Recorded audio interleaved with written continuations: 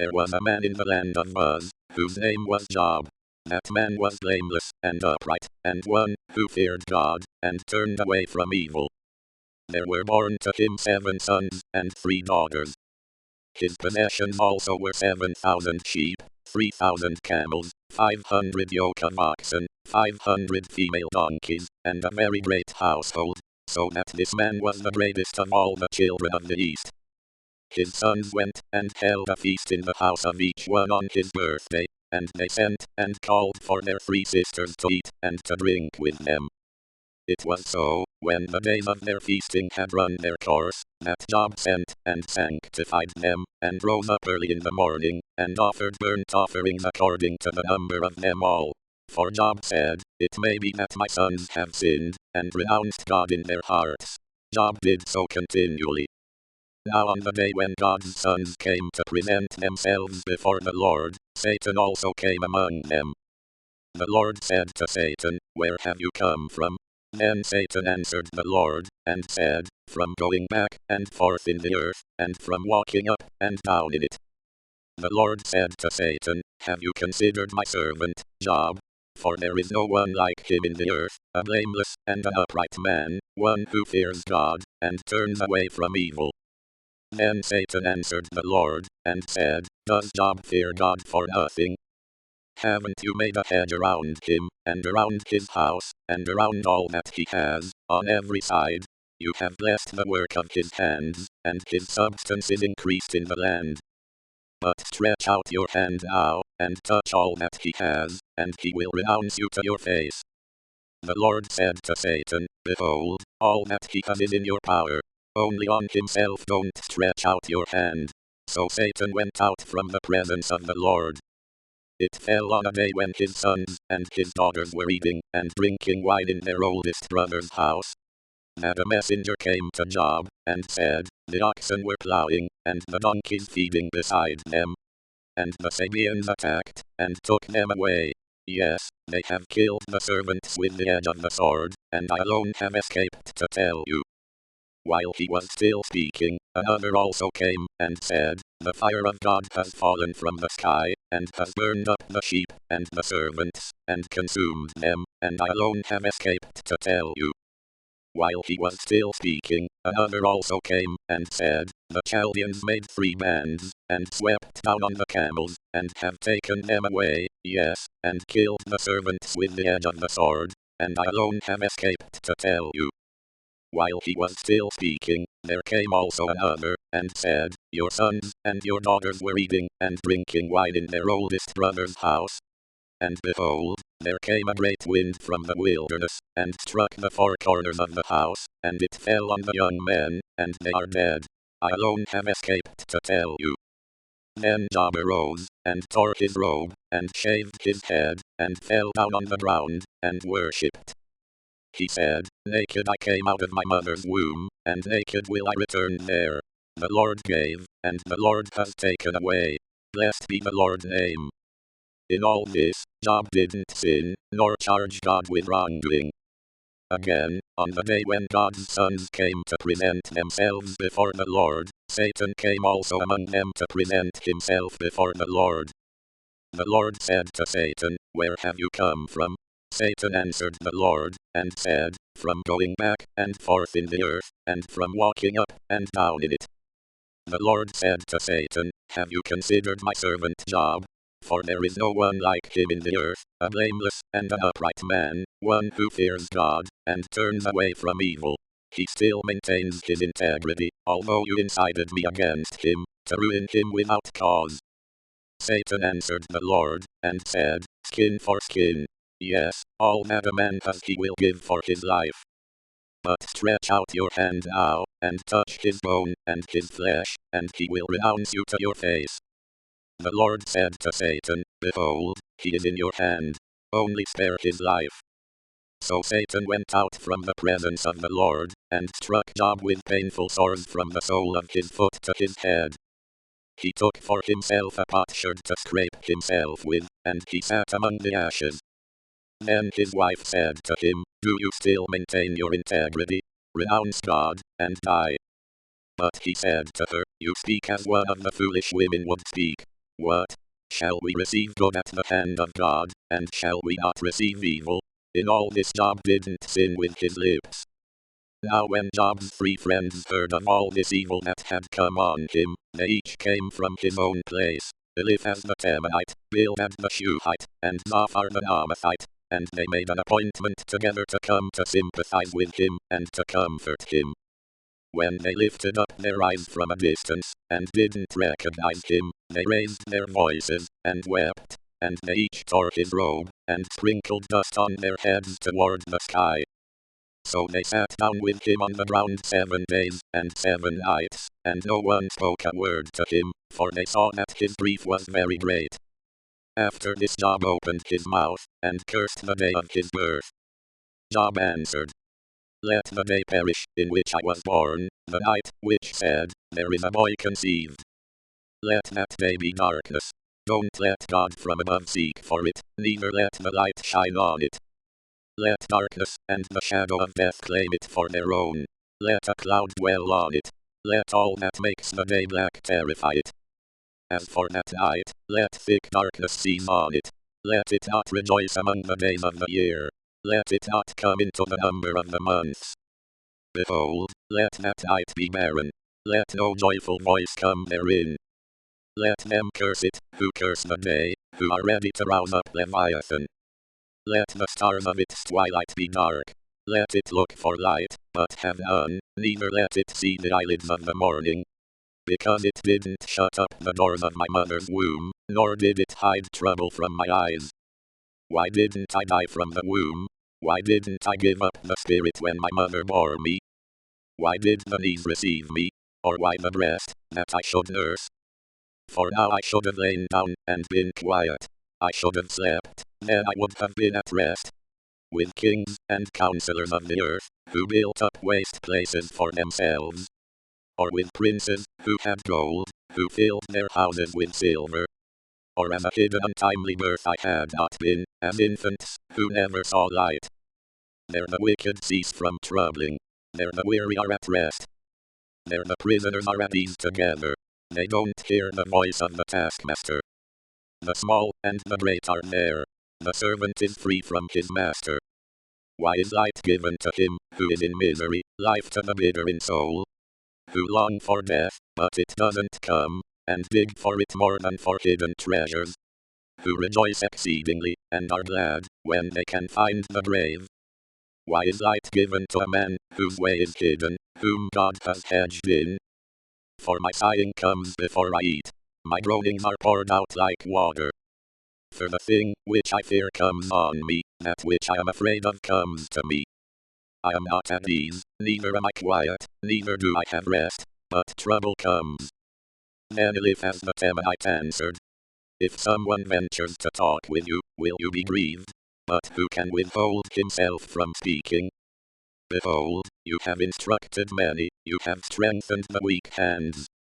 Your words have supported him, who was falling, you have made the feeble knees firm. But now it has come to you, and you faint.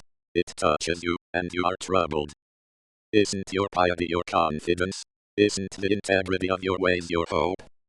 Remember, now, whoever perished, being innocent, or where were the upright cut off? According to what I have seen, those who plow iniquity, and sow trouble, reap the same.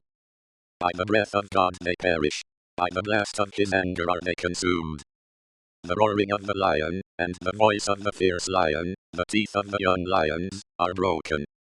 The old lion perishes for lack of prey. The cubs of the lioness are scattered abroad. Now a thing was secretly brought to me. My ear received a whisper of it. In thoughts from the visions of the night, when deep sleep falls on men, fear came on me, and trembling, which made all my bones shake. Then a spirit passed before my face. The hair of my flesh stood up. It stood still, but I couldn't discern its appearance. A form was before my eyes. Silence. Then I heard a voice, saying, Shall mortal man be more just than God? Shall a man be more pure than his Maker? Behold, he puts no trust in his servants. He charges his angels with error. How much more those who dwell in houses of clay, whose foundation is in the dust, who are crushed before the moth. Between morning and evening they are destroyed. They perish forever without any regarding it. Isn't their 10th cord plucked up within them? They die, and that without wisdom. Call now, is there any who will answer you? To which of the holy ones will you turn? For resentment kills the foolish man, and jealousy kills the simple. I have seen the foolish taking root, but suddenly I cursed his habitation. His children are far from safety. They are crushed in the gate. Neither is there any to deliver them. Whose harvest the hungry eat up, and take it even out of the thorns. The snare gapes for their substance. For affliction doesn't come out of the dust, neither does trouble spring out of the ground. But man is born to trouble, as the sparks fly upward. But as for me, I would seek God. I would commit my cause to God. Who does great things that can't be fathomed, marvelous things without number. Who gives rain on the earth, and sends waters on the fields. So that he sets up on high those who are low, those who mourn are exalted to safety. He frustrates the plans of the crafty, so that their hands can't perform their enterprise. He takes the wise in their own craftiness, the counsel of the cunning is carried headlong. They meet with darkness in the daytime, and grope at noonday as in the night. But he saves from the sword of their mouth, even the needy from the hand of the mighty. So the poor has hope, and injustice shuts her mouth. Behold, happy is the man whom God corrects. Therefore do not despise the chastening of the Almighty. For he wounds and binds up. He injures, and his hands make whole. He will deliver you in 6 troubles, yes, in 7 no evil will touch you. In famine he will redeem you from death, in war, from the power of the sword. You will be hidden from the scourge of the tongue, neither will you be afraid of destruction when it comes. You will laugh at destruction and famine, neither will you be afraid of the animals of the earth. For you will be allied with the stones of the field. The animals of the field will be at peace with you. You will know that your tent is in peace. You will visit your fold, and will miss nothing. You will know also that your offspring will be great, your offspring as the grass of the earth. You will come to your grave in a full age, like a shock of grain comes in its season. Behold, we have researched it. It is so. Hear it, and know it for your good. Then Job answered, Oh, that my anguish were weighed, and all my calamity laid in the balances. For now it would be heavier than the sand of the seas, therefore my words have been rash. For the arrows of the Almighty are within me. My spirit drinks up their poison. The terrors of God set themselves in array against me. Does the wild donkey bray when he has grass? Or does the ox low over his fodder? Can that which has no flavor be eaten without salt? Or is there any taste in the white of an egg? My soul refuses to touch them. They are as loathsome food to me. Oh, that I might have my request, that God would grant the thing that I long for. Even that it would please God to crush me, that he would let loose his hand, and cut me off. Let it still be my consolation, yes, let me exult in pain that doesn't spare, that I have not denied the words of the Holy One. What is my strength, that I should wait? What is my end, that I should be patient? Is my strength the strength of stones? Or is my flesh of bronze? Isn't it that I have no help in me, that wisdom is driven away from me? To him who is ready to faint, kindness should be shown from his friend, even to him who forsakes the fear of the Almighty. My brothers have dealt deceitfully as a brook, as the channel of brooks that pass away, which are black by reason of the ice, in which the snow hides itself. In the dry season, they vanish. When it is hot, they are consumed out of their place. The caravans that travel beside them turn away. They go up into the waste, and perish. The caravans of Tema looked. The companies of Sheba waited for them. They were distressed, because they were confident. They came there, and were confounded. For now you are nothing. You see a terror, and are afraid. Did I ever say, give to me? Or, offer a present for me from your substance? Or, deliver me from the adversary's hand? Or, redeem me from the hand of the oppressors? Teach me, and I will hold my peace. Cause me to understand my error. How forcible are words of uprightness! But your reproof, what does it reprove? Do you intend to reprove words, since the speeches of one who is desperate are as wind? Yes, you would even cast lots for the fatherless, and make merchandise of your friend. Now therefore be pleased to look at me, for surely I will not lie to your face. Please return. Let there be no injustice. Yes, return again. My cause is righteous. Is there injustice on my tongue? Can't my taste discern mischievous things? Isn't a man forced to labor on earth? Aren't his days like the days of a hired hand? As a servant, who earnestly desires the shadow, as a hireling, who looks for his wages. So I am made to possess months of misery, wearisome nights are appointed to me. When I lie down, I say, when will I rise, and the night be gone? I toss and turn until the dawning of the day. My flesh is clothed with worms and clods of dust. My skin closes up, and breaks out afresh. My days are swifter than a weaver's shuttle, and are spent without hope. Oh, remember that my life is a breath. My eye will no more see good. The eye of him who sees me will see me no more. Your eyes will be on me, but I will not be. As the cloud is consumed and vanishes away, so he who goes down to Sheol will come up no more. He will return no more to his house, neither will his place know him any more. Therefore I will not keep silent. I will speak in the anguish of my spirit. I will complain in the bitterness of my soul. Am I a sea, or a sea monster, that you put a guard over me? When I say, my bed will comfort me, my couch will ease my complaint, then you scare me with dreams, and terrify me through visions, so that my soul chooses strangling, death rather than my bones. I loathe my life. I don't want to live forever. Leave me alone, for my days are but a breath. What is man, that you should magnify him, that you should set your mind on him, that you should visit him every morning, and test him every moment? How long will you not look away from me, nor leave me alone until I swallow down my spittle? If I have sinned, what do I do to you, you watcher of men? Why have you set me as a mark for you, so that I am a burden to myself? Why do you not pardon my disobedience, and take away my iniquity? For now will I lie down in the dust. You will seek me diligently, but I will not be. Then Bildad the Shuhite answered, how long will you speak these things? Shall the words of your mouth be a mighty wind? Does God pervert justice? Or does the Almighty pervert righteousness? If your children have sinned against him, he has delivered them into the hand of their disobedience. If you want to seek God diligently, make your supplication to the Almighty.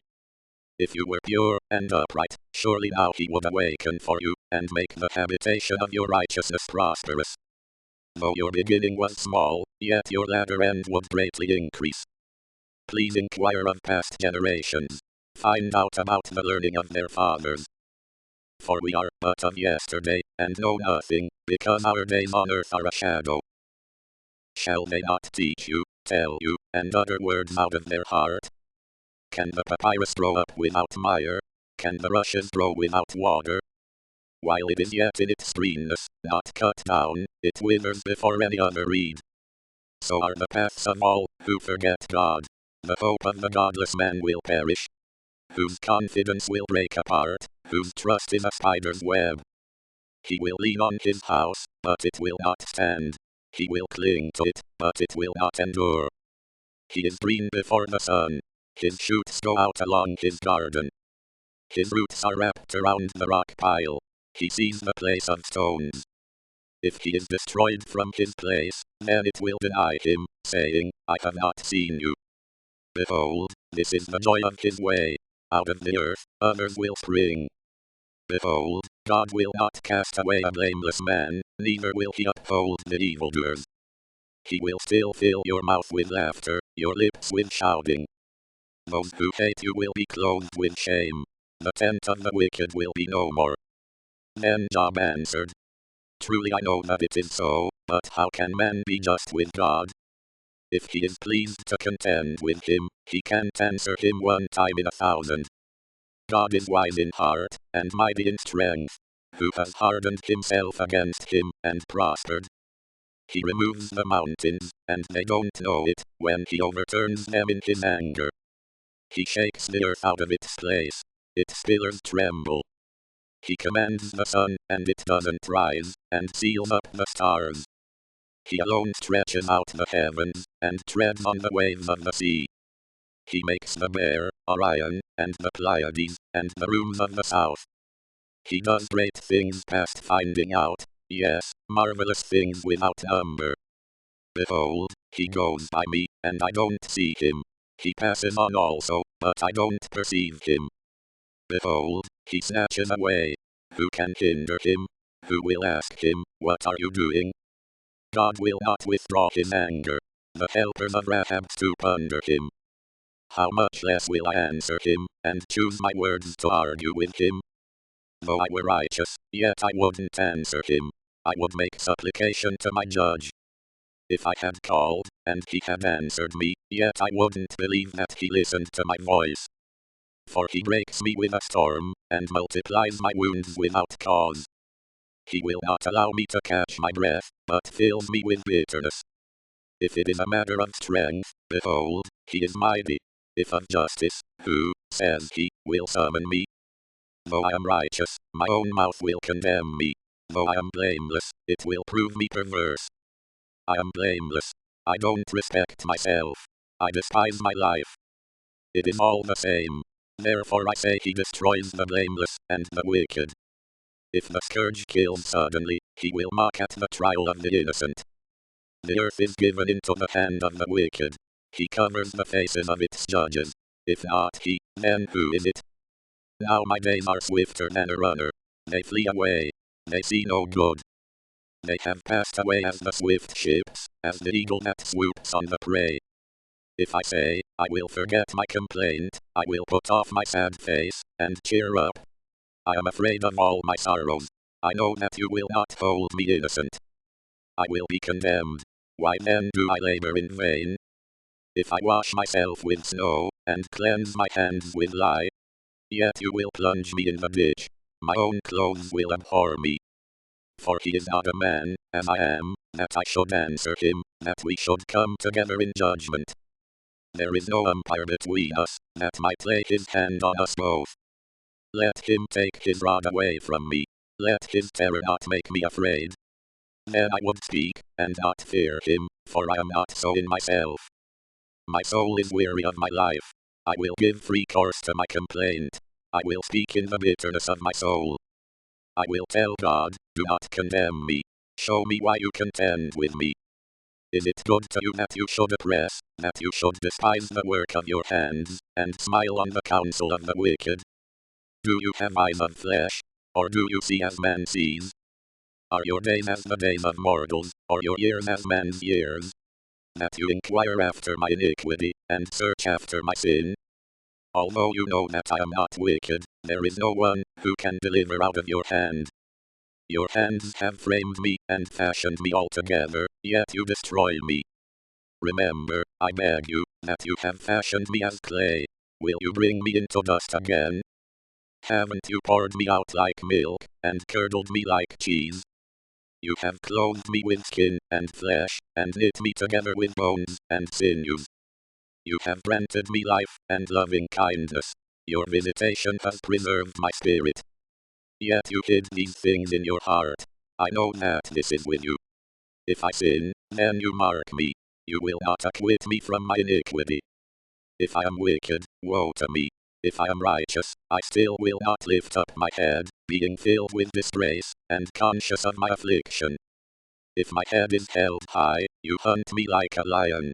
Again you show yourself powerful to me. You renew your witnesses against me, and increase your indignation on me. Changes and warfare are with me. Why, then, have you brought me out of the womb?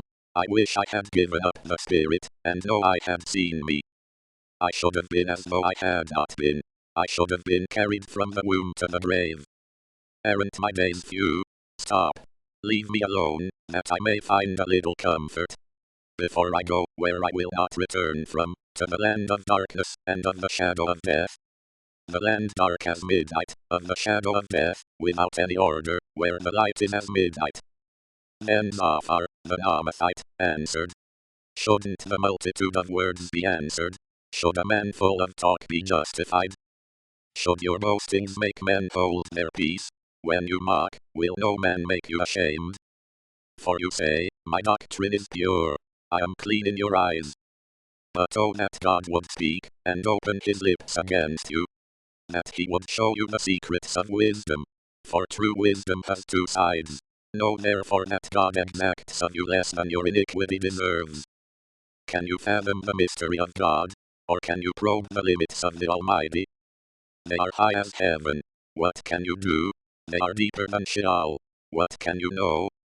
Its measure is longer than the earth, and broader than the sea. If he passes by, or confines, or convenes a court, then who can oppose him? For he knows false men. He sees iniquity also, even though he doesn't consider it. An empty-headed man becomes wise when a man is born as a wild donkey's colt. If you set your heart aright, stretch out your hands toward him. If iniquity is in your hand, put it far away. Don't let unrighteousness dwell in your tents. Surely then you will lift up your face without spot. Yes, you will be steadfast, and will not fear. For you will forget your misery. You will remember it like waters that have passed away. Life will be clearer than the noonday. Though there is darkness, it will be as the morning. You will be secure, because there is hope. Yes, you will search, and will take your rest in safety. Also you will lie down, and no one will make you afraid. Yes, many will court your favor. But the eyes of the wicked will fail. They will have no way to flee. Their hope will be the giving up of the Spirit. Then Job answered, no doubt, but you are the people, and wisdom will die with you. But I have understanding as well as you. I am not inferior to you. Yes, who doesn't know such things as these? I am like one who is a joke to his neighbor, I, who called on God, and he answered. The just, the blameless man is a joke. In the thought of him who is at ease there is contempt for misfortune. It is ready for them whose foot slips. The tents of robbers prosper. Those who provoke God are secure, who carry their God in their hands. But ask the animals now, and they will teach you, the birds of the sky, and they will tell you. Or speak to the earth, and it will teach you. The fish of the sea will declare to you. Who doesn't know that in all these, the Lord's hand has done this? In whose hand is the life of every living thing, and the breath of all mankind?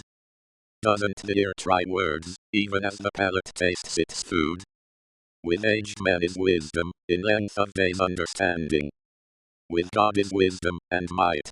He has counsel and understanding. Behold, he breaks down, and it can't be built again. He imprisons a man, and there can be no release. Behold, he withholds the waters, and they dry up. Again, he sends them out, and they overturn the earth. With him is strength and wisdom. The deceived and the deceiver are his. He leads counselors away stripped. He makes judges fools. He loosens the bond of kings. He binds their waist with a belt. He leads priests away stripped, and overthrows the mighty. He removes the speech of those who are trusted, and takes away the understanding of the elders. He pours contempt on princes, and loosens the belt of the strong. He uncovers deep things out of darkness, and brings out to light the shadow of death. He increases the nations, and he destroys them. He enlarges the nations, and he leads them captive. He takes away understanding from the chiefs of the people of the earth, and causes them to wander in a wilderness where there is no way. They grope in the dark without light. He makes them stagger like a drunken man. Behold, my eye has seen all this. My ear has heard and understood it. What you know, I know also. I am not inferior to you. Surely I would speak to the Almighty. I desire to reason with God. But you are forgers of lies. You are all physicians of no value. Oh, that you would be completely silent. Then you would be wise. Hear now my reasoning. Listen to the pleadings of my lips. Will you speak unrighteously for God, and talk deceitfully for him? Will you show partiality to him? Will you contend for God? Is it good that he should search you out? Or as one deceives a man, will you deceive him? He will surely reprove you if you secretly show partiality. Won't his majesty make you afraid, and his dread fall on you? Your memorable sayings are proverbs of ashes. Your defenses are defenses of clay. Be silent. Leave me alone, that I may speak. Let come on me what will. Why should I take my flesh in my teeth, and put my life in my hand? Behold, he will kill me. I have no hope. Nevertheless, I will maintain my ways before him. This also will be my salvation, that a godless man will not come before him. Listen carefully to my speech. Let my declaration be in your ears. See now, I have set my cause in order. I know that I am righteous. Who is he who will contend with me? For then I would hold my peace and give up the spirit. Only don't do two things to me, then I will not hide myself from your face. Withdraw your hand far from me, and don't let your terror make me afraid. Then call, and I will answer, or let me speak, and you answer me. How many are my iniquities and sins? Make me know my disobedience and my sin. Why do you hide your face, and consider me your enemy? Will you harass a driven leaf? Will you pursue the dry stubble? For you write bitter things against me, and make me inherit the iniquities of my youth. You also put my feet in the stocks, and mark all my paths. You set a bound to the soles of my feet. Though I am decaying like a rotten thing, like a garment that is moth-eaten. Man, who is born of a woman, is of few days, and full of trouble. He grows up like a flower, and is cut down. He also flees like a shadow, and doesn't continue. Do you open your eyes on such a one, and bring me into judgment with you? Who can bring a clean thing out of an unclean? Not one. Seeing his days are determined, the number of his months is with you, and you have appointed his bounds that he can't pass. Look away from him, that he may rest, until he accomplishes, as a hireling, his day. For there is hope for a tree if it is cut down, that it will sprout again, that the tender branch of it will not cease. Though its root grows old in the earth, and its stalk dies in the ground, yet through the scent of water it will bud, and sprout boughs like a plant. But man dies, and is laid low. Yes, man gives up the spirit, and where is he? As the waters fail from the sea, and the river wastes, and dries up, so man lies down, and doesn't rise. Until the heavens are no more, they will not awake, nor be roused out of their sleep.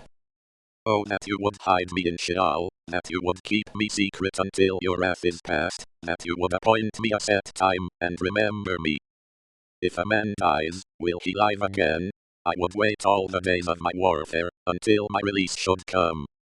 You would call, and I would answer you. You would have a desire for the work of your hands. But now you count my steps. Don't you watch over my sin? My disobedience is sealed up in a bag. You fasten up my iniquity. But the mountain falling comes to nothing. The rock is removed out of its place. The waters wear the stones. The torrents of it wash away the dust of the earth. So you destroy the hope of man. You forever prevail against him, and he departs. You change his face, and send him away. His sons come to honor, and he doesn't know it. They are brought low, but he doesn't perceive it of them. But his flesh on him has pain, and his soul within him mourns. Then Eliphaz the Temanite answered, should a wise man answer with vain knowledge, and fill himself with the east wind? Should he reason with unprofitable talk, or with speeches with which he can do no good? Yes, you do away with fear, and hinder devotion before God. For your iniquity teaches your mouth, and you choose the language of the crafty. Your own mouth condemns you, and not I. Yes, your own lips testify against you. Are you the first man who was born? Or were you brought out before the hills? Have you heard the secret counsel of God? Do you limit wisdom to yourself? What do you know that we don't know? What do you understand, which is not in us? With us are both the gray-headed and the very aged men, much older than your father. Are the consolations of God too small for you, even the word that is gentle toward you? Why does your heart carry you away? Why do your eyes flash? That you turn your spirit against God, and let such words go out of your mouth? What is man, that he should be clean? What is he who is born of a woman, that he should be righteous? Behold, he puts no trust in his holy ones. Yes, the heavens are not clean in his sight. How much less one, who is abominable and corrupt, a man, who drinks iniquity like water. I will show you, listen to me, that which I have seen I will declare.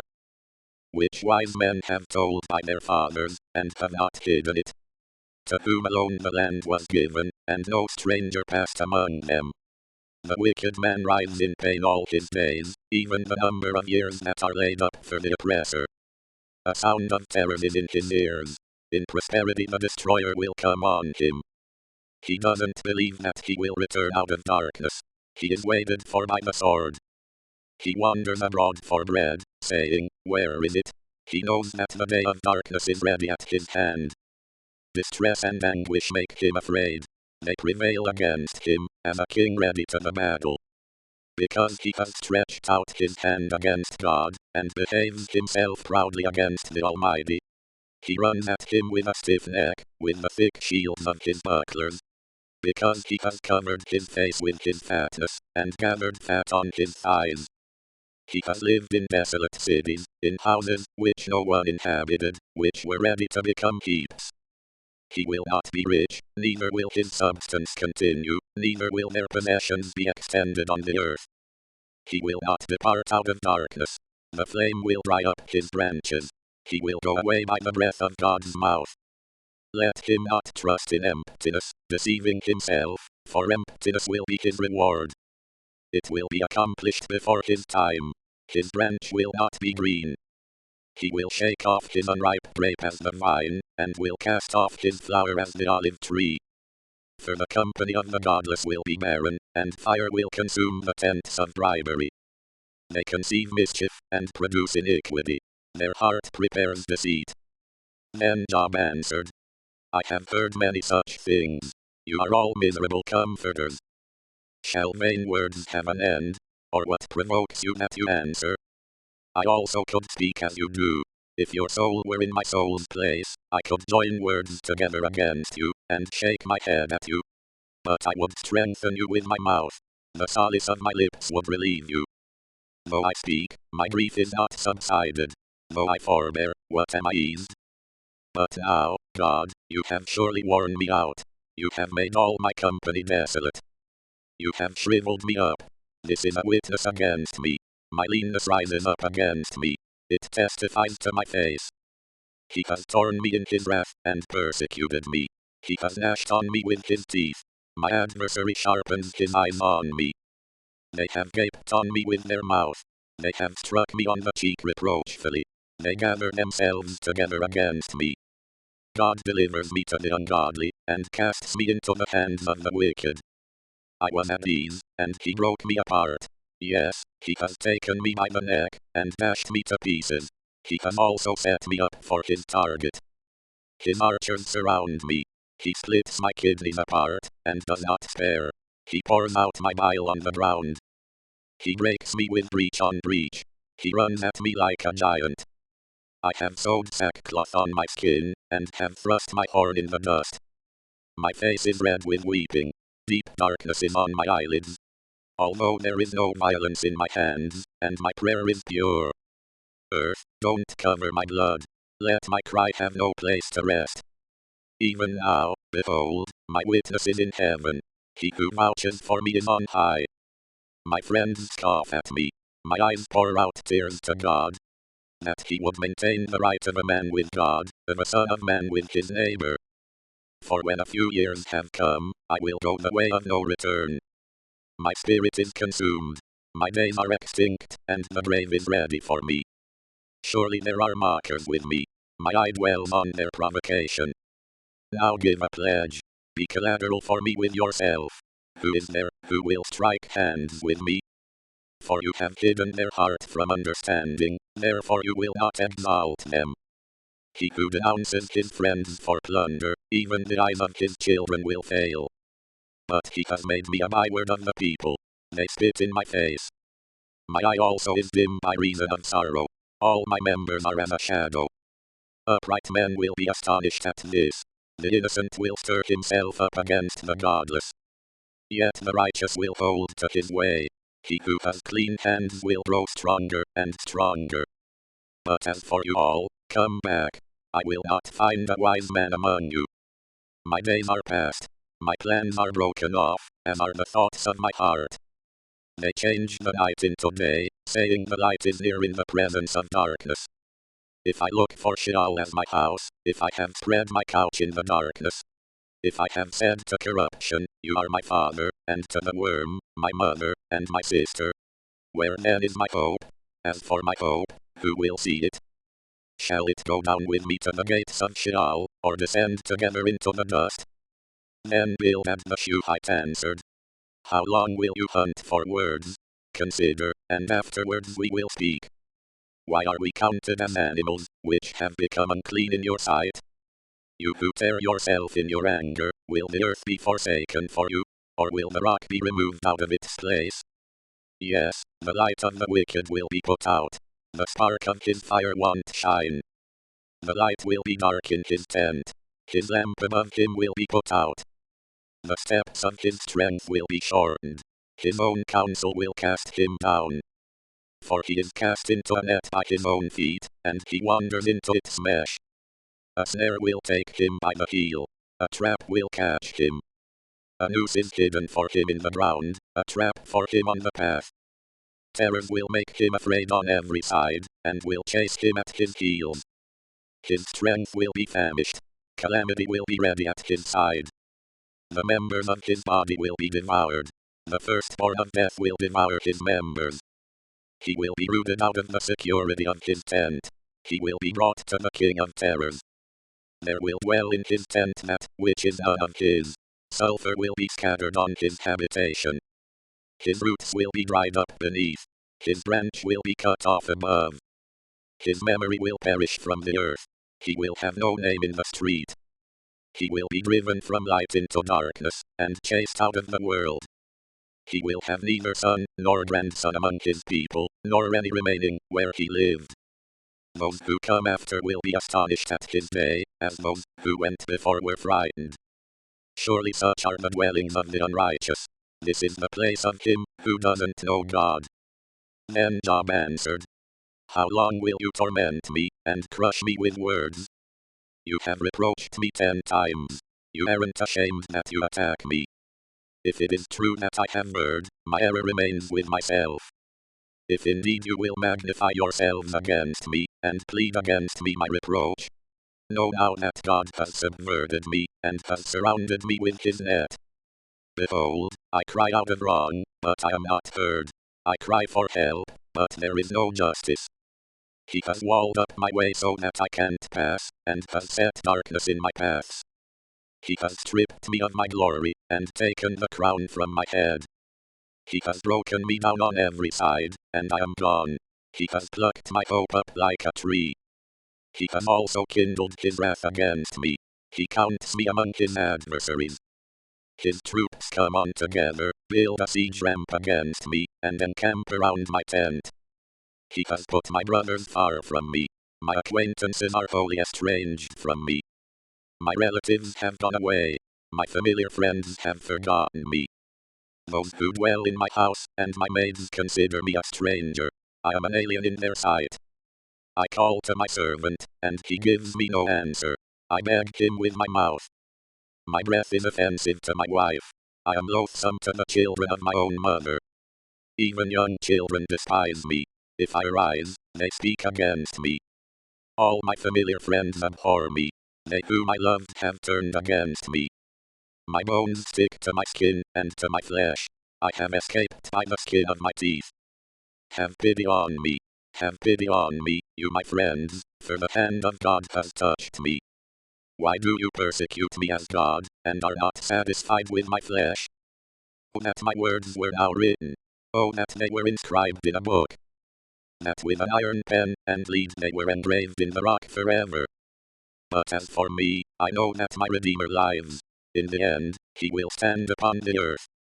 After my skin is destroyed, then I will see God in my flesh, whom I, even I, will see on my side. My eyes will see, and not as a stranger. My heart is consumed within me. If you say, how we will persecute him, because the root of the matter is found in me. Be afraid of the sword, for wrath brings the punishments of the sword, that you may know there is a judgment. Then Zophar the Naamathite answered, therefore my thoughts answer me, even by reason of my haste that is in me. I have heard the reproof, which puts me to shame. The spirit of my understanding answers me. Don't you know this from old time, since man was placed on earth? That the triumphing of the wicked is short, the joy of the godless but for a moment. Though his height mount up to the heavens, and his head reach to the clouds, yet he will perish forever like his own dung. Those who have seen him will say, where is he?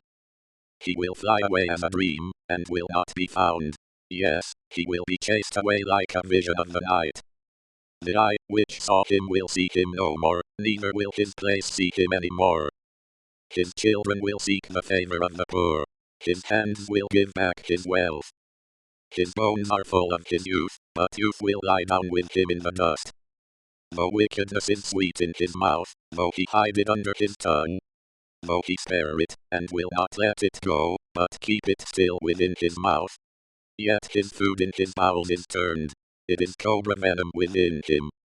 He has swallowed down riches, and he will vomit them up again. God will cast them out of his belly. He will suck cobra venom. The viper's tongue will kill him. He will not look at the rivers, the flowing streams of honey and butter. He will restore that for which he labored, and will not swallow it down. He will not rejoice according to the substance that he has gotten. For he has oppressed and forsaken the poor. He has violently taken away a house, and he will not build it up. Because he knew no quietness within him, he will not save anything of that in which he delights. There was nothing left that he didn't devour, therefore his prosperity will not endure. In the fullness of his sufficiency, distress will overtake him. The hand of everyone who is in misery will come on him. When he is about to fill his belly, God will cast the fierceness of his wrath on him. It will rain on him while he is eating. He will flee from the iron weapon. The bronze arrow will strike him through. He draws it out, and it comes out of his body. Yes, the glittering point comes out of his liver. Terrors are on him. All darkness is laid up for his treasures. An unfanned fire will devour him. It will consume that which is left in his tent. The heavens will reveal his iniquity. The earth will rise up against him. The increase of his house will depart. They will rush away in the day of his wrath. This is the portion of a wicked man from God, the heritage appointed to him by God. Then Job answered, listen diligently to my speech. Let this be your consolation. Allow me, and I also will speak. After I have spoken, mock on. As for me, is my complaint to man? Why shouldn't I be impatient? Look at me, and be astonished. Lay your hand on your mouth. When I remember, I am troubled. Horror takes hold of my flesh. Why do the wicked live, become old, yes, and grow mighty in power? Their child is established with them in their sight, their offspring before their eyes. Their houses are safe from fear, neither is the rod of God upon them. Their bulls breed without fail.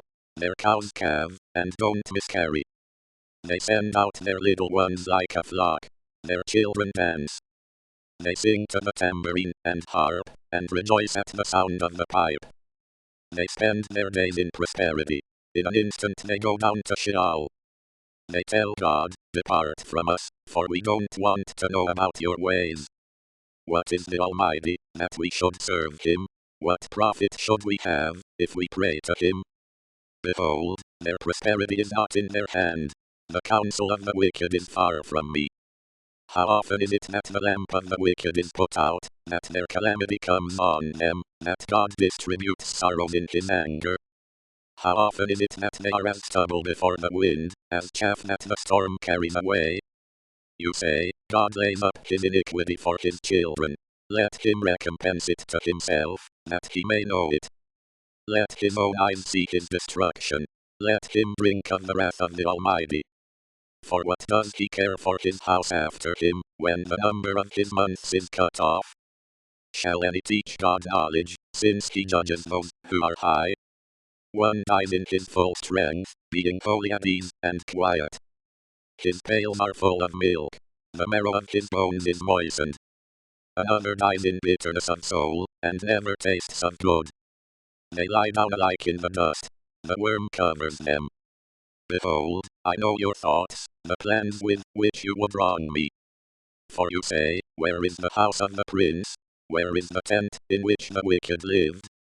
Haven't you asked wayfaring men? Don't you know their evidences?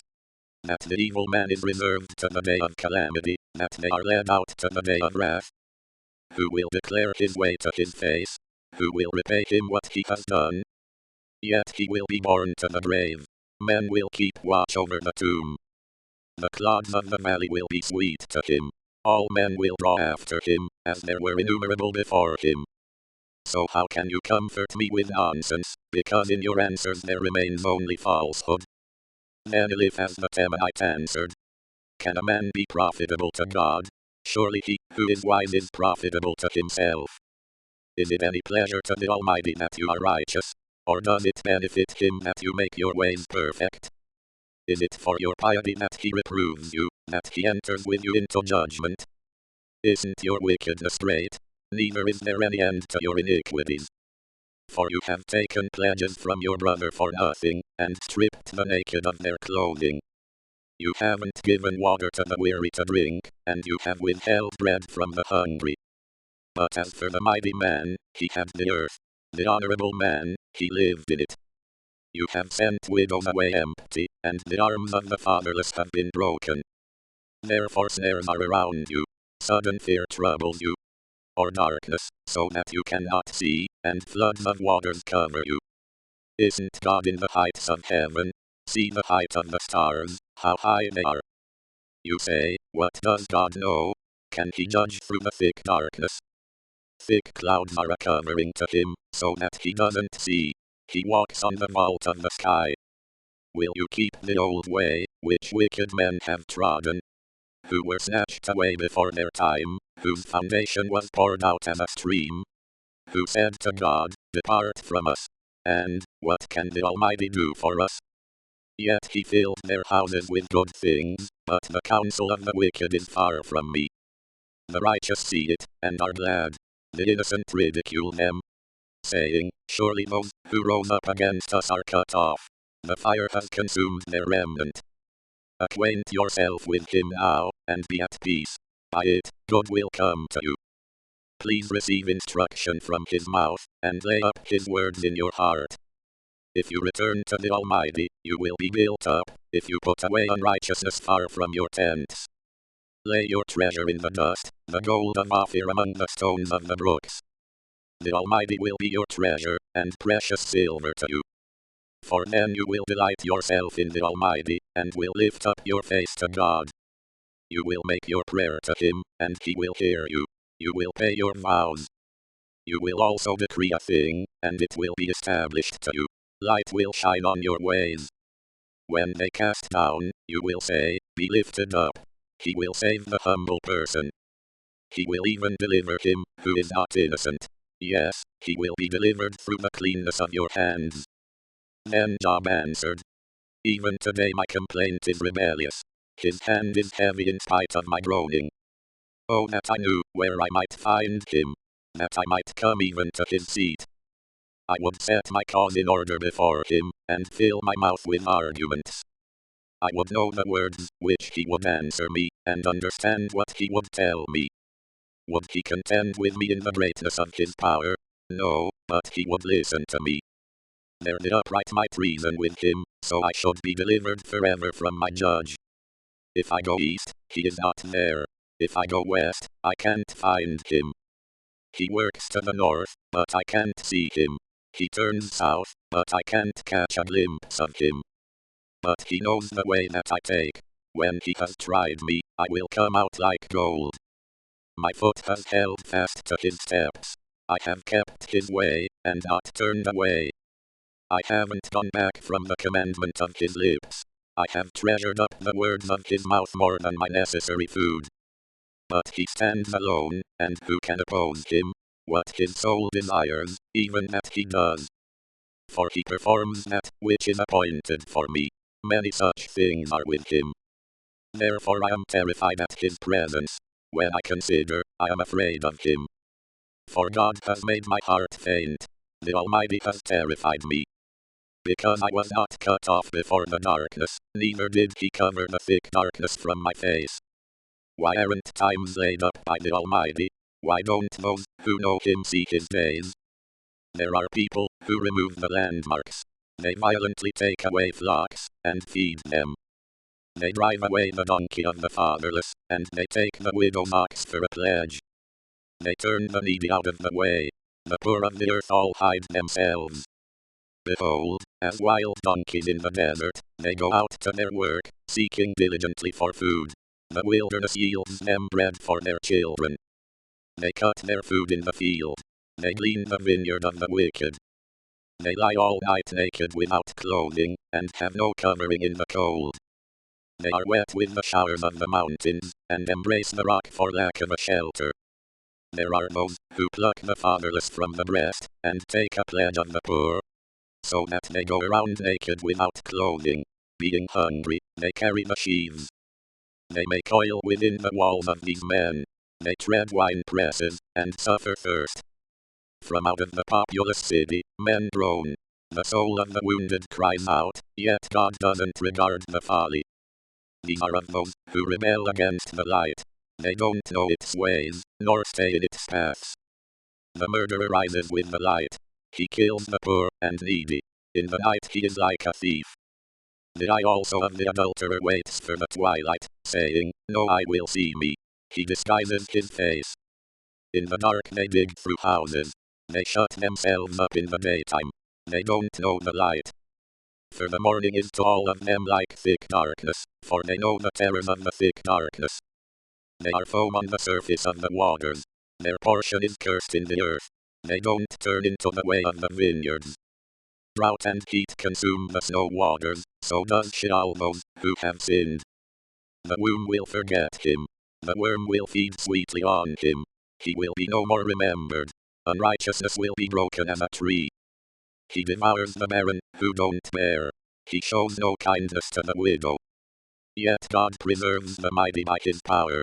He rises up who has no assurance of life. God gives them security, and they rest in it. His eyes are on their ways. They are exalted, yet a little while, and they are gone. Yes, they are brought low, they are taken out of the way as all others, and are cut off as the tops of the ears of grain. If it isn't so now, who will prove me a liar, and make my speech worth nothing? Then Bildad the Shuhite answered. Dominion and fear are with him. He makes peace in his high places. Can his armies be counted? On whom does his light not arise? How then can man be just with God? Or how can he, who is born of a woman, be clean? Behold, even the moon has no brightness, and the stars are not pure in his sight. How much less man, who is a worm, and the son of man, who is a worm? Then Job answered. How have you helped him, who is without power? How have you saved the arm that has no strength? How have you counseled him, who has no wisdom, and plentifully declared sound knowledge? To whom have you uttered words, whose spirit came out of you? The departed spirits tremble, those beneath the waters, and all that live in them. Sheol is naked before God, and Abaddon has no covering. He stretches out the north over empty space, and hangs the earth on nothing. He binds up the waters in his thick clouds, and the cloud is not burst under them. He encloses the face of his throne, and spreads his cloud on it. He has described a boundary on the surface of the waters, and to the confines of light and darkness. The pillars of heaven tremble, and are astonished at his rebuke. He stirs up the sea with his power, and by his understanding he strikes through Rahab. By his spirit the heavens are garnished. His hand has pierced the swift serpent. Behold, these are but the outskirts of his ways. How small a whisper do we hear of him. But the thunder of his power, who can understand? Job again took up his parable, and said, As God lives, who has taken away my right, the Almighty, who has made my soul bitter. For the length of my life is still in me, and the Spirit of God is in my nostrils. Surely my lips will not speak unrighteousness, neither will my tongue utter deceit. Far be it from me that I should justify you. Until I die I will not put away my integrity from me. I hold fast to my righteousness, and will not let it go. My heart will not reproach me so long as I live. Let my enemy be as the wicked. Let him who rises up against me be as the unrighteous.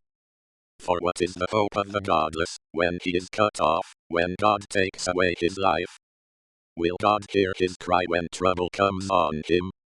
Will he delight himself in the Almighty, and call on God at all times? I will teach you about the hand of God. I will not conceal that which is with the Almighty. Behold, all of you have seen it yourselves. Why then have you become altogether vain? This is the portion of a wicked man with God, the heritage of oppressors, which they receive from the Almighty. If his children are multiplied, it is for the sword. His offspring will not be satisfied with bread. Those who remain of him will be buried in death. His widows will make no lamentation. Though he heap up silver as the dust, and prepare clothing as the clay, he may prepare it, but the just will put it on, and the innocent will divide the silver. He builds his house as the moth, as a booth which the watchman makes. He lies down rich, but he will not do so again. He opens his eyes, and he is not. Terrors overtake him like waters. A storm steals him away in the night. The east wind carries him away, and he departs. It sweeps him out of his place. For it hurls at him, and does not spare, as he flees away from his hand. Men will clap their hands at him, and will hiss him out of his place. Surely there is a mine for silver, and a place for gold, which they refine. Iron is taken out of the earth, and copper is smelted out of the ore. Man sets an end to darkness, and searches out, to the furthest bound, the stones of obscurity and of thick darkness. He breaks open a shaft away from where people live. They are forgotten by the foot. They hang far from men, they swing back and forth. As for the earth, out of it comes bread. Underneath it is turned up as it were by fire. Sapphires come from its rocks. It has dust of gold. That path no bird of prey knows, neither has the falcon's eye seen it. The proud animals have not trodden it, nor has the fierce lion passed by there. He puts his hand on the flinty rock, and he overturns the mountains by the roots. He cuts out channels among the rocks. His eye sees every precious thing. He binds the streams that they don't trickle. The thing that is hidden he brings out to light. But where will wisdom be found? Where is the place of understanding? Man doesn't know its price, and it isn't found in the land of the living. The deep says, it isn't in me. The sea says, it isn't with me. It can't be gotten for gold, neither will silver be weighed for its price. It can't be valued with the gold of Ophir, with the precious onyx, or the sapphire. Gold and glass can't equal it, neither will it be exchanged for jewels of fine gold. No mention will be made of coral or of crystal. Yes, the price of wisdom is above rubies. The topaz of Ethiopia will not equal it. It won't be valued with pure gold. Where then does wisdom come from? Where is the place of understanding? Seeing it is hidden from the eyes of all living, and kept close from the birds of the sky. Destruction and death say, we have heard a rumor of it with our ears. God understands its way, and he knows its place. For he looks to the ends of the earth, and sees under the whole sky. He establishes the force of the wind.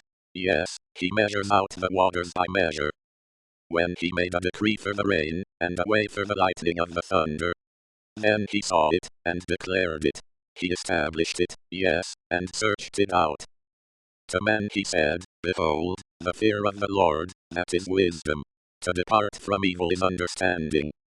Job again took up his parable, and said, Oh that I were as in the months of old, as in the days when God watched over me. When his lamp shone on my head, and by his light I walked through darkness. As I was in my prime, when the friendship of God was in my tent. When the Almighty was yet with me, and my children were around me. when my steps were washed with butter, and the rock poured out streams of oil for me. When I went out to the city gate, when I prepared my seat in the street, the young men saw me and hid themselves. The aged rose up and stood. The princes refrained from talking, and laid their hand on their mouth. The voice of the nobles was hushed, and their tongue stuck to the roof of their mouth. For when the ear heard me, then it blessed me, and when the eye saw me, it commended me. Because I delivered the poor, who cried, and the fatherless also, who had no one to help him. The blessing of him, who was ready to perish came on me, and I caused the widow's heart to sing for joy. I put on righteousness, and it clothed me. My justice was as a robe, and a diadem. I was eyes to the blind, and feet to the lame. I was a father to the needy. I researched the cause of him whom I didn't know. I broke the jaws of the unrighteous, and plucked the prey out of his teeth. Then I said, I will die in my own house, I will count my days as the sand. My root is spread out to the waters. The dew lies all night on my branch. My glory is fresh in me. My bow is renewed in my hand. Men listened to me, waited, and kept silence for my counsel. After my words they didn't speak again. My speech fell on them. They waited for me as for the rain. Their mouths drank as with the spring rain.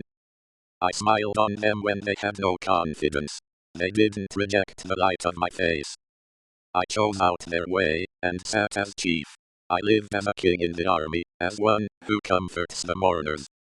But now those who are younger than I have me in derision, whose fathers I considered unworthy to put with my sheepdogs. Of what use is the strength of their hands to me, men in whom ripe age has perished?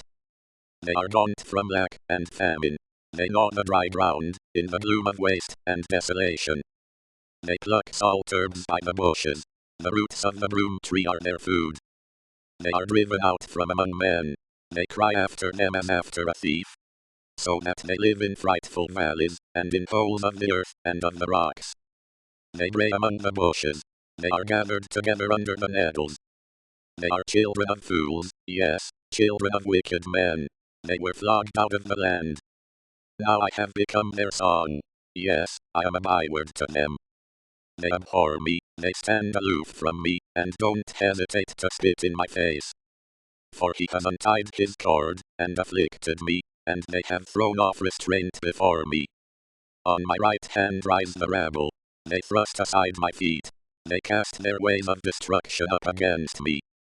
They mar my path. They promote my destruction without anyone's help. As through a wide breach they come. They roll themselves in amid the ruin.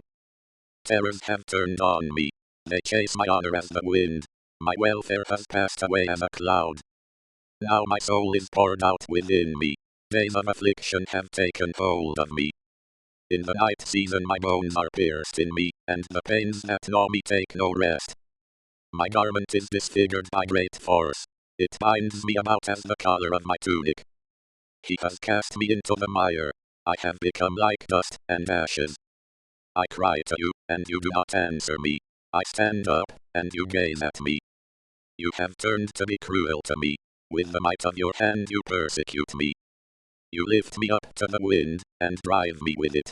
You dissolve me in the storm. For I know that you will bring me to death, to the house appointed for all living.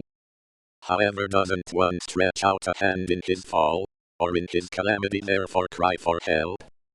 Didn't I weep for him who was in trouble? Wasn't my soul grieved for the needy? When I looked for good, then evil came. When I waited for light, darkness came. My heart is troubled, and doesn't rest. Days of affliction have come on me. I go mourning without the sun. I stand up in the assembly, and cry for help. I am a brother to jackals, and a companion to ostriches. My skin grows black, and peels from me. My bones are burned with heat. Therefore my harp has turned to mourning, and my pipe into the voice of those who weep. I made a covenant with my eyes. How then should I look lustfully at a young woman? For what is the portion from God above, and the heritage from the Almighty on high? Is it not calamity to the unrighteous, and disaster to the workers of iniquity? Doesn't he see my ways, and count all my steps? if I have walked with falsehood, and my foot has hurried to deceit.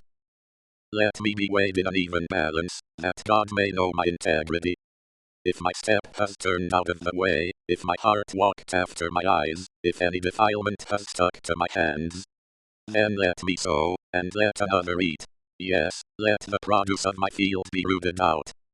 If my heart has been enticed to a woman, and I have laid wait at my neighbor's door, then let my wife grind for another, and let others sleep with her. For that would be a heinous crime. Yes, it would be an iniquity to be punished by the judges. For it is a fire that consumes to destruction, and would root out all my increase. If I have despised the cause of my male servant, or of my female servant, when they contended with me, what then will I do when God rises up?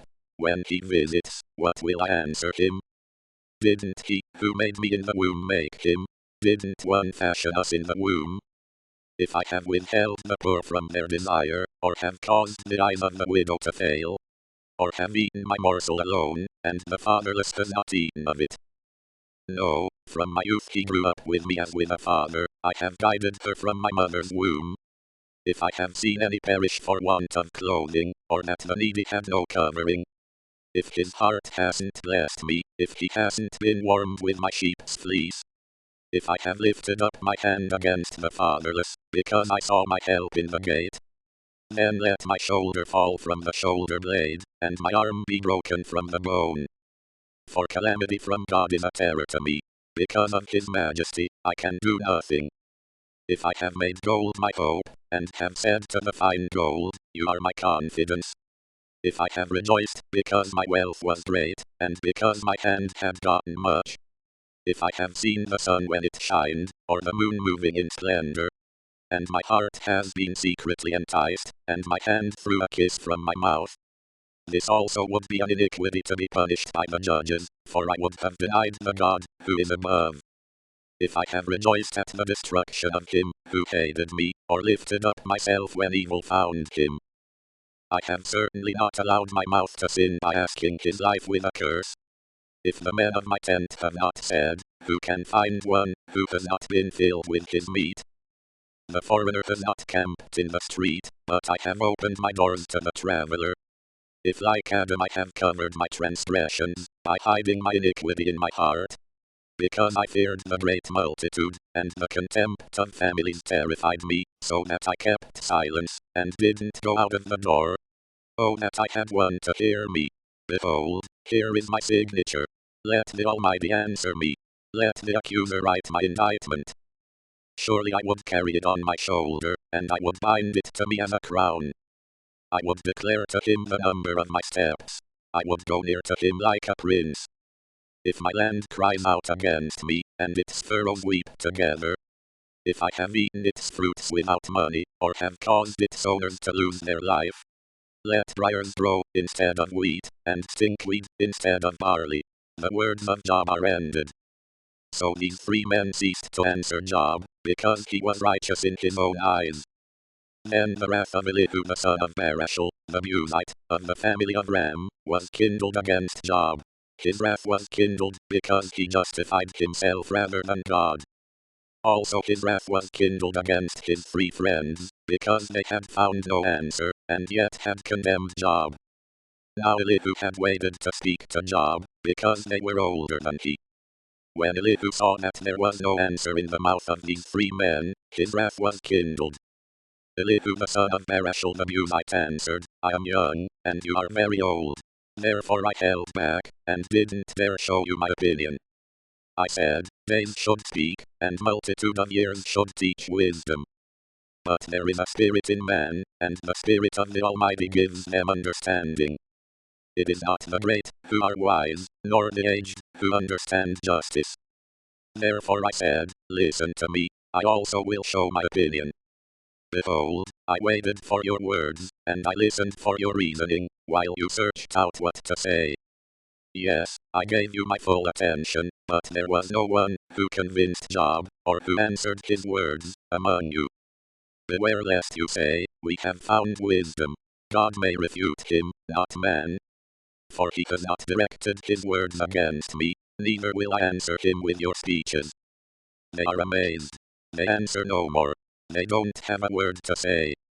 Shall I wait, because they don't speak, because they stand still, and answer no more? I also will answer my part, and I also will show my opinion. For I am full of words. The spirit within me constrains me. Behold, my breast is as wine, which has no vent. Like new wineskins it is ready to burst. I will speak, that I may be refreshed. I will open my lips, and answer. Please don't let me respect any man's person, neither will I give flattering titles to any man. For I don't know how to give flattering titles, or else my maker would soon take me away. However, Job, please hear my speech, and listen to all my words.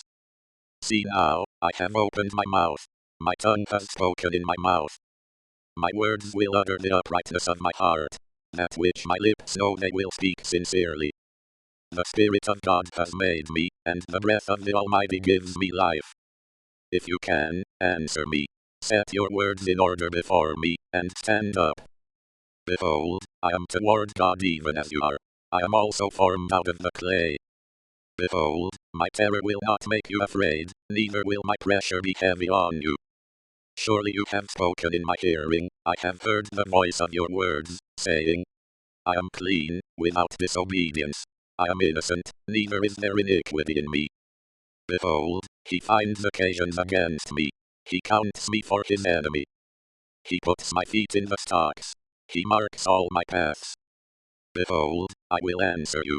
In this you are not just, for God is greater than man.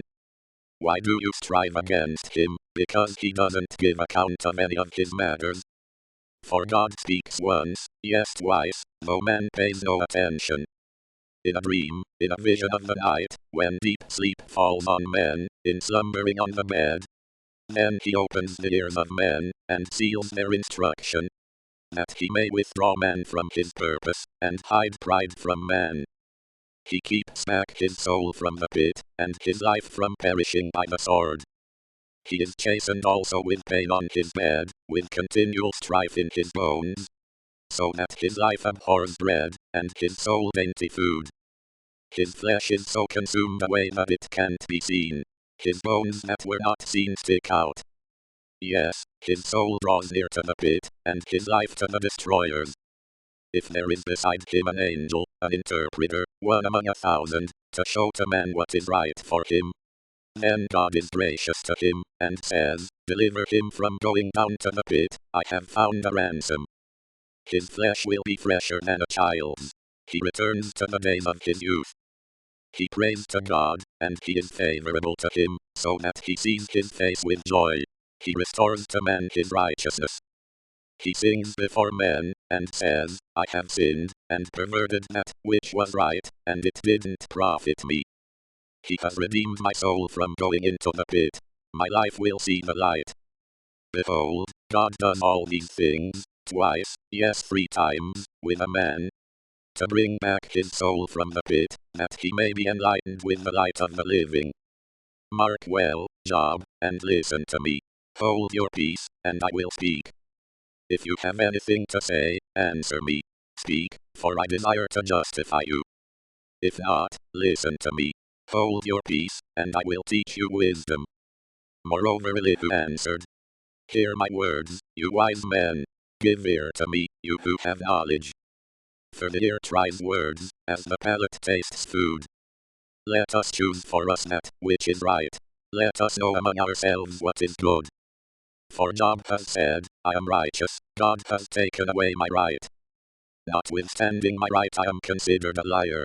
My wound is incurable, though I am without disobedience. What man is like Job, who drinks scorn like water? Who goes in company with the workers of iniquity, and walks with wicked men?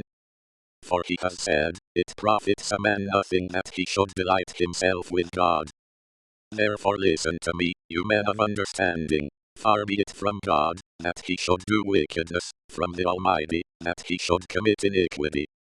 For the work of a man he will give to him, and cause every man to find according to his ways. Yes surely, God will not do wickedly, neither will the Almighty pervert justice. Who put him in charge of the earth? Or who has appointed him over the whole world? if he set his heart on himself, if he gathered to himself his spirit and his breath, all flesh would perish together, and man would turn again to dust. If now you have understanding, hear this. Listen to the voice of my words. Should even one who hates justice govern, will you condemn him who is righteous and mighty? Who says to a king, vile, or to nobles, wicked? He doesn't respect the persons of princes, nor respect the rich more than the poor, for they all are the work of his hands. In a moment they die, even at midnight. The people are shaken and pass away. The mighty are taken away without a hand. For his eyes are on the ways of a man. He sees all his goings. There is no darkness, nor thick gloom, where the workers of iniquity may hide themselves. For he doesn't need to consider a man further, that he should go before God in judgment. He breaks mighty men in pieces in ways past finding out, and sets others in their place. Therefore he takes knowledge of their works. He overturns them in the night, so that they are destroyed. He strikes them as wicked men in the open sight of others, because they turned away from following him, and wouldn't pay attention to any of his ways, so that they caused the cry of the poor to come to him. He heard the cry of the afflicted. When he gives quietness, who then can condemn? When he hides his face, who then can see him? He is over a nation or a man alike, that the godless man may not reign, that there be no one to ensnare the people. For has any said to God, I am guilty, but I will not offend any more? Teach me that which I don't see. If I have done iniquity, I will do it no more. Shall his recompense be as you desire, that you refuse it? For you must choose, and not I. Therefore speak what you know. Men of understanding will tell me, yes, every wise man who hears me. Job speaks without knowledge. His words are without wisdom. I wish that Job were tried to the end, because of his answering like wicked men.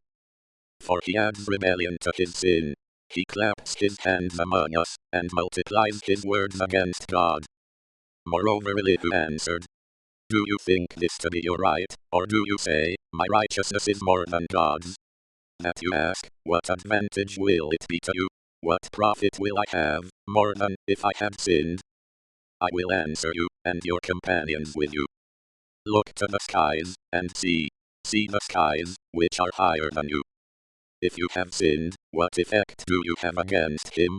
If your transgressions are multiplied, what do you do to him? If you are righteous, what do you give him? Or what does he receive from your hand? Your wickedness may hurt a man as you are, and your righteousness may profit a son of man. By reason of the multitude of oppressions they cry out. They cry for help by reason of the arm of the mighty. But no one says, where is God my Maker, who gives songs in the night? Who teaches us more than the animals of the earth, and makes us wiser than the birds of the sky? There they cry, but no one answers, because of the pride of evil men. Surely God will not hear an empty cry, neither will the Almighty regard it. How much less when you say you don't see him. The cause is before him, and you wait for him. But now, because he has not visited in his anger, neither does he greatly regard arrogance. Therefore Job opens his mouth with empty talk, and he multiplies words without knowledge. Elihu also continued, and said, bear with me a little, and I will show you, for I still have something to say on God's behalf. I will get my knowledge from afar, and will ascribe righteousness to my Maker. For truly my words are not false. One who is perfect in knowledge is with you. Behold, God is mighty, and doesn't despise anyone. He is mighty in strength of understanding. He doesn't preserve the life of the wicked, but gives justice to the afflicted. He doesn't withdraw his eyes from the righteous, but with kings on the throne, he sets them forever, and they are exalted. If they are bound in fetters, and are taken in the cords of afflictions, then he shows them their work, and their transgressions, that they have behaved themselves proudly. He also opens their ears to instruction, and commands that they return from iniquity. If they listen and serve him, they will spend their days in prosperity, and their years in pleasures. But if they don't listen, they will perish by the sword, they will die without knowledge. But those who are godless in heart lay up anger. They don't cry for help when he binds them. They die in youth. Their life perishes among the unclean. He delivers the afflicted by their affliction, and opens their ear in oppression. Yes, he would have lured you out of distress, into a wide place, where there is no restriction. That which is set on your table would be full of fatness. But you are full of the judgment of the wicked. Judgment and justice take hold of you. Don't let riches entice you to wrath, neither let the great size of a bribe turn you aside. Would your wealth sustain you in distress, or all the might of your strength? Don't desire the night, when people are cut off in their place. Take heed, don't regard iniquity, for you have chosen this rather than affliction. Behold, God is exalted in his power. Who is a teacher like him? Who has prescribed his way for him? Or who can say, you have committed unrighteousness? Remember that you magnify his work, about which men have sung. All men have looked on it. Man sees it afar off. Behold, God is great, and we don't know him. The number of his years is unsearchable. For he draws up the drops of water, which distill in rain from his vapor, which the skies pour down, and which drop on man abundantly. Indeed, can anyone understand the spreading of the clouds, and the thunderings of his pavilion? Behold, he spreads his light around him. He covers the bottom of the sea. For by these he judges the people. He gives food in abundance. He covers his hands with the lightning, and commands it to strike the mark. Its noise tells about him, and the livestock also, concerning the storm that comes up. Yes, at this my heart trembles, and is moved out of its place. Hear, oh, hear the noise of his voice, the sound that goes out of his mouth. He sends it out under the whole sky, and his lightning to the ends of the earth. After it a voice roars. He thunders with the voice of his majesty. He doesn't hold back anything when his voice is heard. God thunders marvelously with his voice. He does great things, which we can't comprehend. For he says to the snow, fall on the earth, likewise to the shower of rain, and to the showers of his mighty rain. He seals up the hand of every man, that all men whom he has made may know it. Then the animals take cover, and remain in their dens. Out of its room comes the storm, and cold out of the north. By the breath of God, ice is given, and the width of the waters is frozen. Yes, he loads the thick cloud with moisture. He spreads abroad the cloud of his lightning. It is turned around by his guidance, that they may do whatever he commands them on the surface of the habitable world. Whether it is for correction, or for his land, or for loving kindness, that he causes it to come. Listen to this, Job. Stand still, and consider the wondrous works of God. Do you know how God controls them, and causes the lightning of his cloud to shine? Do you know the workings of the clouds, the wondrous works of him, who is perfect in knowledge? You whose clothing is warm when the earth is still by reason of the south wind? Can you, with him, spread out the sky, which is strong as a cast metal mirror? Teach us what we will tell him, for we can't make our case by reason of darkness. Will it be told him that I would speak? Or should a man wish that he were swallowed up? Now men don't see the light, which is bright in the skies, but the wind passes, and clears them. Out of the north comes golden splendor. With God is awesome majesty. We can't reach the Almighty. He is exalted in power. In justice and great righteousness, he will not oppress. Therefore men revere him. He doesn't regard any who are wise of heart. Then the Lord answered Job out of the whirlwind. Who is this, who darkens counsel by words without knowledge? Brace yourself like a man, for I will question you, then you answer me. Where were you when I laid the foundations of the earth? Declare, if you have understanding. Who determined its measures, if you know? Or who stretched the line on it? What were its foundations fastened on? Or who laid its cornerstone? When the morning stars sang together, and all the sons of God shouted for joy? Or who shut up the sea with doors, when it broke out of the womb? When I made clouds its garment, and wrapped it in thick darkness. Marked out for it my bound, set bars, and doors. and said, "You may come here, but no further. Your proud waves shall be stopped here. Have you commanded the morning in your days, and caused the dawn to know its place, that it might take hold of the ends of the earth, and shake the wicked out of it? It is changed as clay under the seal, and presented as a garment. From the wicked, their light is withheld. The high arm is broken. Have you entered into the springs of the sea, or have you walked in the recesses of the deep? Have the gates of death been revealed to you, or have you seen the gates of the shadow of death? Have you comprehended the earth in its width? Declare, if you know it all. What is the way to the dwelling of light? As for darkness, where is its place? That you should take it to its bound, that you should discern the paths to its house. Surely you know, for you were born then, and the number of your days is great. Have you entered the storehouses of the snow, or have you seen the storehouses of the hail, which I have reserved against the time of trouble, against the day of battle and war? By what way is the lightning distributed, or the east wind scattered on the earth? Who has cut a channel for the flood water, or the path for the thunderstorm? To cause it to rain on a land where there is no man, on the wilderness, in which there is no man. To satisfy the waste and desolate ground, to cause the tender grass to grow. Does the rain have a father, or who fathers the drops of dew? Whose womb did the ice come out of? Who has given birth to the grey frost of the sky? The waters become hard like stone, when the surface of the deep is frozen. Can you bind the cluster of the Pleiades, or loosen the cords of Orion? Can you lead the constellations out in their season, or can you guide the bear with her cubs? Do you know the laws of the heavens? Can you establish its dominion over the earth?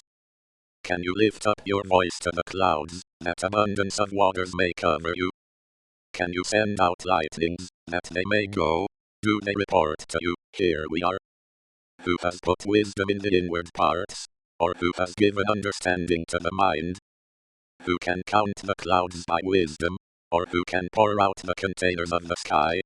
When the dust runs into a mass, and the clods of earth stick together? Can you hunt the prey for the lioness, or satisfy the appetite of the young lions? When they crouch in their dens, and lie in wait in the thicket? Who provides for the raven his prey, when his young ones cry to God, and wander for lack of food? Do you know the time when the mountain goats give birth? Do you watch when the doe bears fawns? Can you count the months that they fulfill, or do you know the time when they give birth? They bow themselves. They bear their young. They end their labor pains. Their young ones become strong. They grow up in the open field.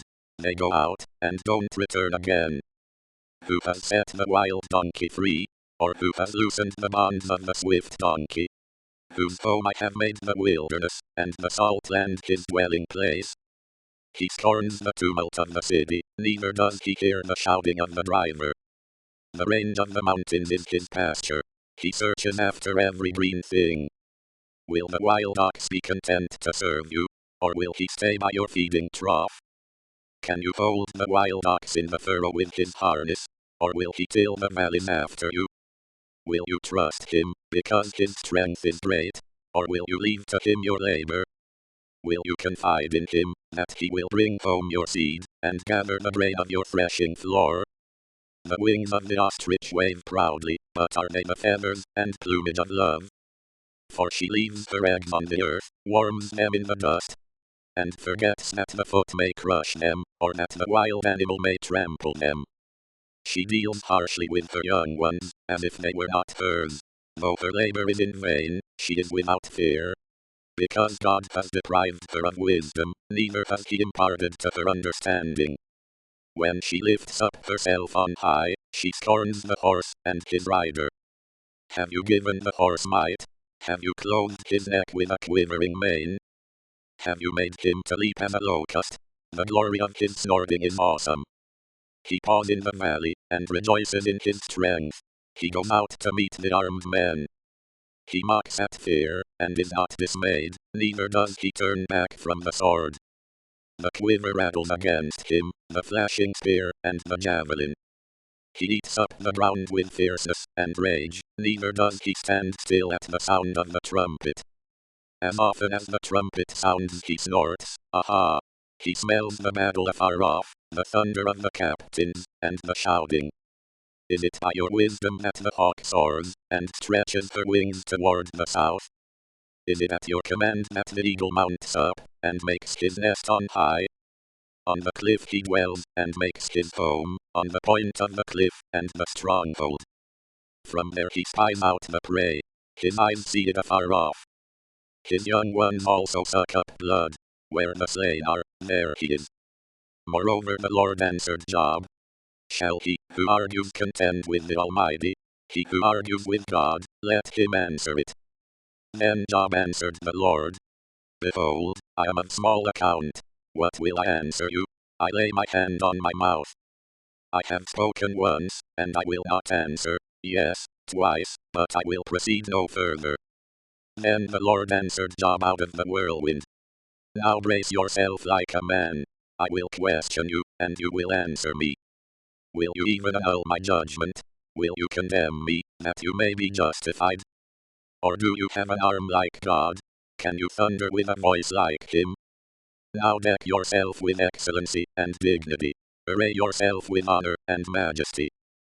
Pour out the fury of your anger. Look at everyone who is proud, and bring him low. Look at everyone who is proud, and humble him. Crush the wicked in their place. Hide them in the dust together. Bind their faces in the hidden place. Then I will also admit to you that your own right hand can save you. See now Behemoth, which I made as well as you. He eats grass as an ox. Look now, his strength is in his thighs. His force is in the muscles of his belly.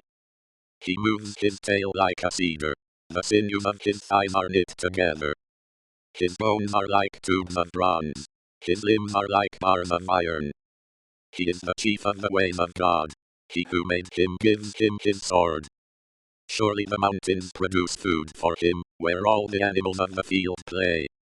He lies under the lotus trees, in the covert of the reed, and the marsh. The lotuses cover him with their shade. The willows of the brook surround him. Behold, if a river overflows, he doesn't tremble. He is confident, though the Jordan swells even to his mouth. Shall any take him when he is on the watch, or pierce through his nose with a snare? Can you draw out Leviathan with a fish hook, or press down his tongue with a cord? Can you put a rope into his nose, or pierce his jaw through with a hook?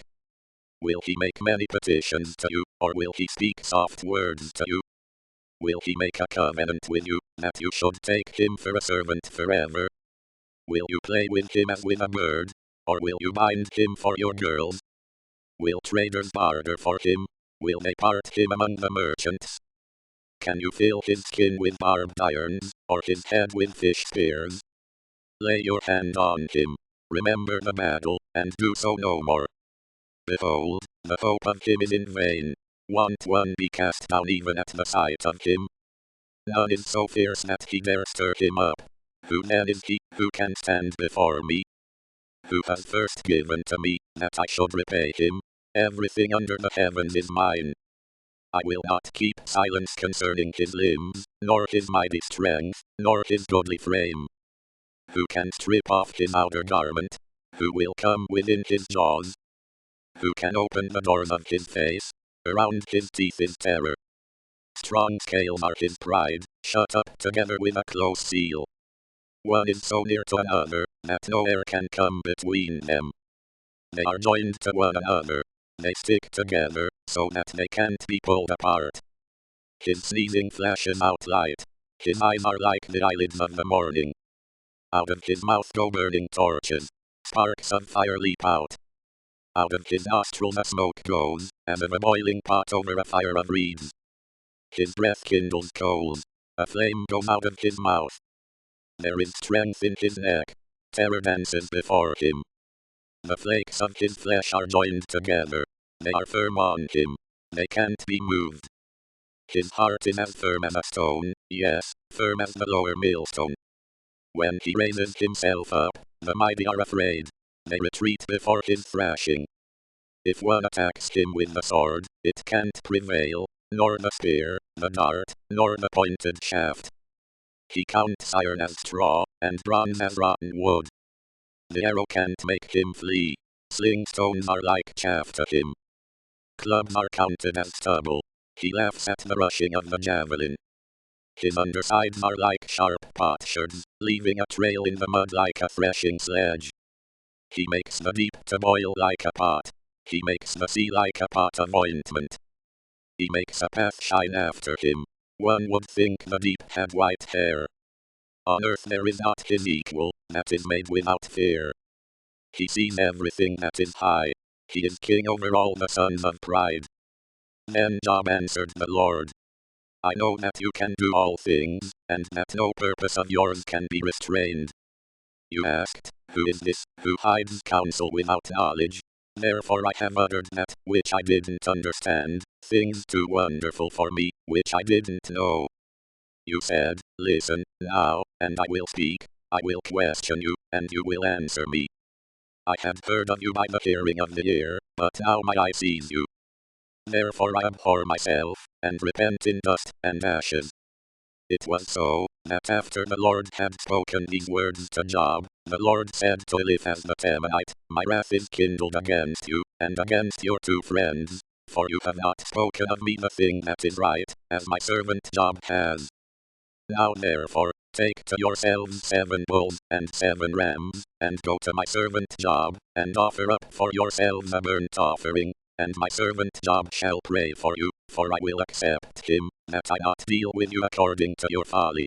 For you have not spoken of me the thing that is right, as my servant Job has.